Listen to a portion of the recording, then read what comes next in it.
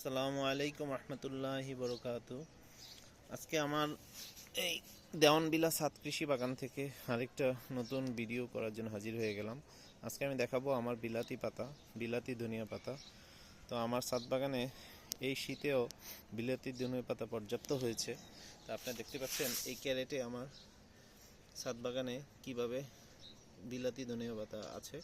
তো আপনারা আরও দেখতে পাবেন এই ক্যারেটেও আছে আমার বিলাতি ধনিয়া পাতা।